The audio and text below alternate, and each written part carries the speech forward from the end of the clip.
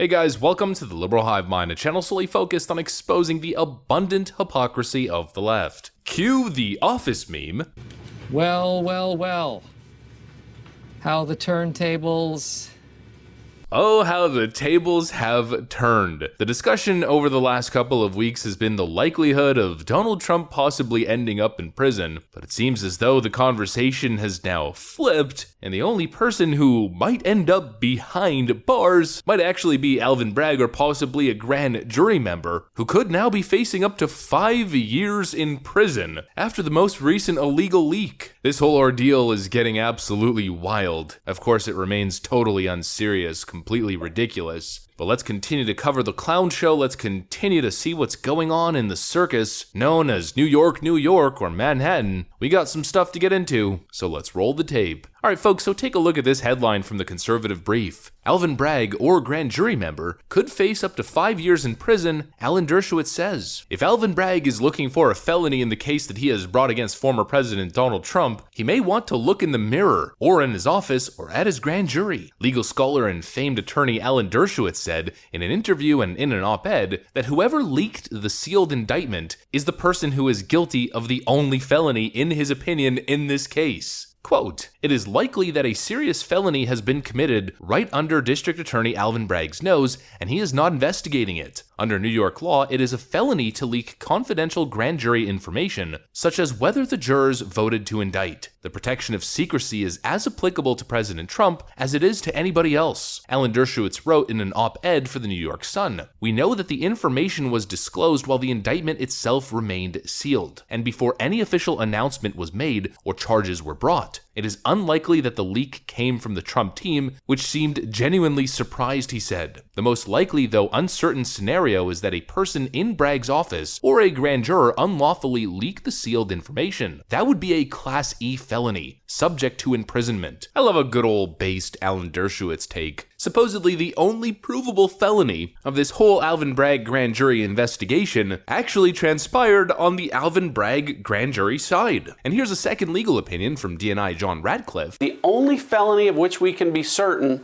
to come out of this Alvin Bragg prosecution in New York is the felony committed either by DA Bragg himself or someone on the grand jury that he's using for this perversion of our justice system.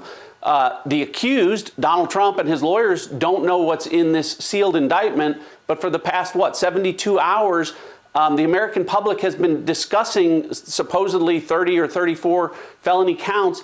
Leaking grand jury information is a felony, and so the only people capable of that would be Alvin Bragg's team or members of the grand jury itself." And keep in mind, a lot of people are saying that these are biased opinions, but John Radcliffe and Alan Dershowitz aren't exactly Trump supporters. But what they are some of the few legal analysts or legal experts telling the truth, being objective, and being fair. It seems like the only real crime committed here wasn't committed by Donald Trump. All these dishonest Democrats claim that it's just the system operating as normal, but absolutely nothing about this clown show circus has been normal. It's going from abnormal to illegal and now to unconstitutional. We got an exclusive article from the Daily Mail. Trump's lawyers now believe that a Manhattan judge will impose a gag order on Monday that will ban Donald Trump from talking about his Tuesday arrest in New York City, with a penalty of up to 30 days of jail time or a $1,000 fine. So if we put the timeline into perspective, a partisan George Soros prosecutor resurrects a zombie case which was dropped by federal authorities, is accused of egregious prosecutorial misconduct like hiding evidence or purposely omitting evidence. Somehow, to everybody's surprise, nobody knows how he did it, manages to convince a totally partisan hand-picked grand jury from Manhattan, New York to actually indict the president, lines up the case to be sent to an anti-Trump, again, Democrat justice, and now there's talks of stripping Donald Trump's constitutional right to speak. The word egregious, the word despicable doesn't even begin to describe it. We're now now getting reports that this supposed gag order could actually stop Donald Trump from being able to campaign. It's all just so despicable. The lawless Democrats at it again, with garbage accusations, ridiculous, phony investigations, and of course the constant leaking, in many cases illegal leaking. I mean, just moving on from the 2022 midterms, we still don't know who illegally leaked the Supreme Court draft ruling on Roe v. Wade. Democrats are crossing so many lines, and I think one day they're going to regret having crossed those lines. And it seems as though a lot of people are waking up to it. I mean, what's good for the goose should be good for the gander. Eventually, the lawless Democrats are going to find themselves in trouble as the pendulum starts to swing. Even the Wall Street Journal editorial board is now warning that a Trump indictment, we shouldn't just call it the Trump indictment though, it's this 7-year-long ridiculous witch hunt, will lead to Republican prosecutors targeting Democrats. And of course, it's possible. The Wall Street Journal editorial board warned this week that the indictment of former President Donald Trump is opening a Pandora's box, and one consequence may be the future prosecution of Democrats. Bill Maher's warning of the same thing. I always ask myself the question, what is actually better for the future of the country and my future?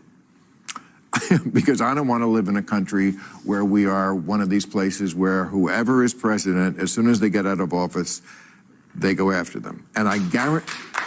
Yeah, I don't know. It's almost Greek tragedy, like, because you set off this cycle of revenge, like the House of Atreus, and I guarantee you, when Biden is out of office, day 2, they will try to arrest him. Look, this is what I've been saying. Democrats have been untouchable for a very long time, but eventually, things might start to change. And we've pointed out very clearly, and of course we have the facts to back it up, that Democrats probably shouldn't be throwing stones if they live in a glass house. There's a whole lot more there when it comes to the Bidens than there ever has been related to Donald Trump. I mean, their big case against the Dawn 45 is an NDA, a non-disclosure agreement that he signed with adult actress Stormy Daniels to protect his reputation and his family life. That's the big case. Oh, excuse me, that's not the big case. It's January 6th. Oh, it's the Georgia phone call. Give me a freaking break. Oh, it's Mar-a-Lago Gate and the classified documents that Donald Trump stole. Nuclear secrets by his bedside. We literally have a memorandum in early January of 2021, before Joe Biden was inaugurated, before the end of Donald Trump's first term, released by the Office of the President of the United States, Donald J. Trump, officially declassifying a whole slew of documents mostly related to Crossfire Hurricane. In other words, give me a break. Democrats apparently really want to go down this path, a feeling of invincibility, as if they're untouchable. Eventually, at least in a just world, the pendulum is going to swing, and it's going to swing fast, and the Obamas, the Hillary Clintons, and the Bidens of the world will be the ones target of legal persecution, except it might not be so much persecution as much as it's